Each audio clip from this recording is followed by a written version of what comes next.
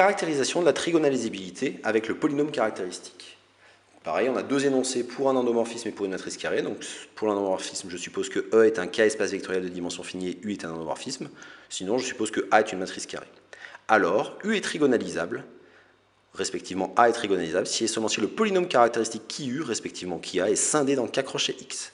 Je rappelle qu'un polynôme scindé, ça veut dire pouvoir s'écrire comme produit de polynômes de degré 1. Alors je fais la démonstration, je la démarre dans le cas des matrices carrées, et j'expliquerai comment se ramener dans le cas des endomorphismes. Donc je suppose que A est trigonalisable, et je montre que qui A est scindé dans K crochet X. Donc je commence par l'implication de gauche à droite. A est trigonalisable, ce qui signifie qu'il existe P une matrice inversible et T une matrice triangulaire supérieure, de la forme T égale avec des zéros en dessous de la diagonale T1 jusqu'à TNN, et puis n'importe quoi au-dessus de la diagonale, tel que A égale PTP-1. Sauf que par invariance du polynôme caractéristique par similitude, comme A et T sont semblables, elles ont le même polynôme caractéristique. Ce qui signifie que qui A de X, c'est qui T de X, mais le polynôme caractéristique d'une matrice triangulaire est facile à calculer, c'est X moins T1 fois etc. fois X moins TNN. Et là, j'ai un produit de polynôme de degré 1, le polynôme caractéristique est scindé dans K crochet X. Le sens de droite à gauche est plus délicat, et je vais le faire par récurrence sur N. Alors pour tout n dans n étoiles, j'appelle P de n la propriété si A est une matrice carrée avec qui A scindé dans K de X, alors A est trigonalisable. Pour n égale 1, si je prends A une matrice à une ligne, une colonne, A est déjà triangulaire, donc elle est trigonalisable, il n'y a rien à démontrer. Maintenant, dans l'hérédité, je vais supposer que pour un n quelconque fixé dans n étoiles, P de n est vrai, je vais montrer que P de n plus 1 est vrai. Donc je prends pour montrer que P de n plus 1, A une matrice à n plus une ligne, n plus une colonne, avec qui A scindé dans K crochet X.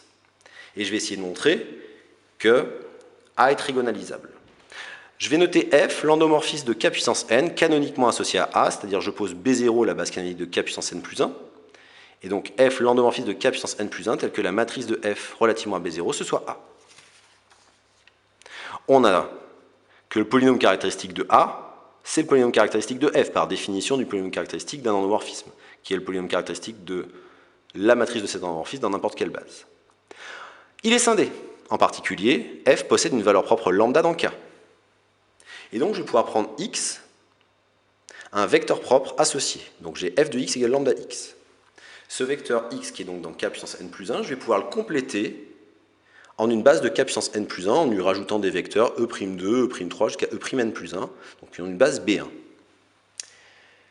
Dans cette base B1, la matrice de F, elle a une forme assez particulière puisque f de x vaut lambda x, ce qui me dit que sur la première colonne, j'ai un lambda puis que des zéros.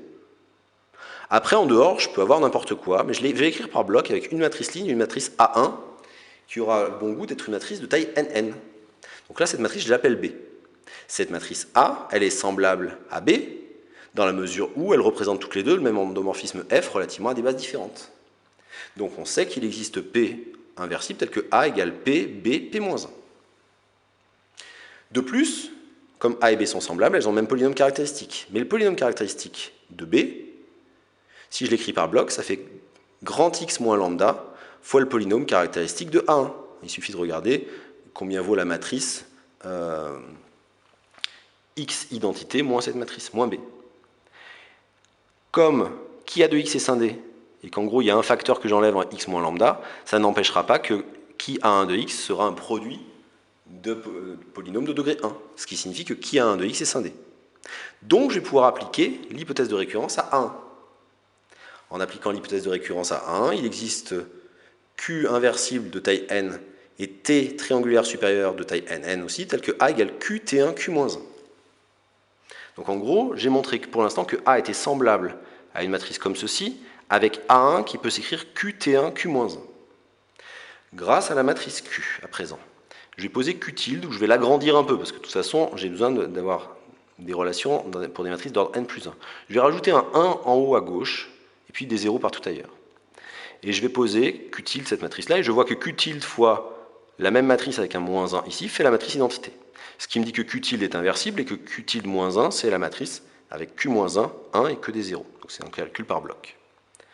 Et je vais calculer P, R qui vaut P fois Q tilde, qui est inversible parce que c'est un produit de matrice inversible de taille n plus 1, et l'inverse de R, c'est Q tilde moins 1, P moins 1, puisque l'inverse d'un produit, c'est le produit des inverses en changeant l'ordre. Et je vais calculer R moins 1 AR. R moins 1 AR, comme A c'était P, B, P moins 1, ça fait Q tilde moins 1, P moins 1, fois P, B, P moins 1, fois P, Q tilde. Donc les P et les P moins 1 s'en vont, et j'obtiens que R moins 1 AR vaut Q tilde moins 1 BQ. Et maintenant, je fais le calcul par bloc. Le calcul par bloc de Q tilde moins 1 BQ, donc là j'ai écrit Q tilde moins 1, j'ai écrit B, j'ai écrit Q. Là j'ai fait le Q tilde, je fais le calcul par bloc de B fois Q tilde, j'obtiens la matrice lambda LQ que des 0 et A1Q. Et quand je fais le produit par bloc, j'obtiens en fait lambda LQ que des 0 et Q-1AQ. Sauf que Q-1AQ, je m'étais arrangé pour qu'elle soit triangulaire. C'était la matrice T1. Et j'obtiens finalement que Q tilde moins 1 BQ, qui valait R-1 à R, soit cette matrice-là. Mais cette matrice-là, elle est triangulaire supérieure, puisque quand j'ai ici un coefficient non nul, mais des 0 ici, et ici une matrice qui est déjà triangulaire supérieure, donc en dessous de la diagonale de T1, il n'y a que des 0, ça me donne bien qu'une fois agrandi, j'ai encore une matrice triangulaire d'ordre n plus 1. Et donc finalement, A s'écrit R fois cette matrice-là qui est triangulaire fois R-1. A est semblable à une matrice triangulaire, donc A est trigonalisable, et j'ai établi la récurrence. Je l'ai donc fait pour les matrices carrées, reste à le faire pour un endomorphisme.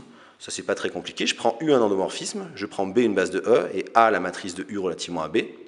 Je sais par définition que le polynôme caractéristique de U, c'est le polynôme caractéristique de la matrice de U dans n'importe laquelle de ces bases, donc qui U c'est qui A.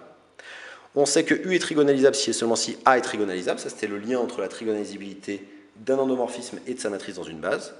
Et A est trigonalisable si et seulement si qui A est scindé dans K de X, c'est ce qu'on a fait par le premier point. Mais comme qui A égale qui U, c'est équivalent à qui U scindé dans K crochet X. Donc j'ai bien montré que U est trigonalisable si et seulement si qui U est scindé dans K crochet X. Ce qui termine la démonstration de la caractérisation de la trigonalisabilité avec le caractère scindé du polynôme caractéristique.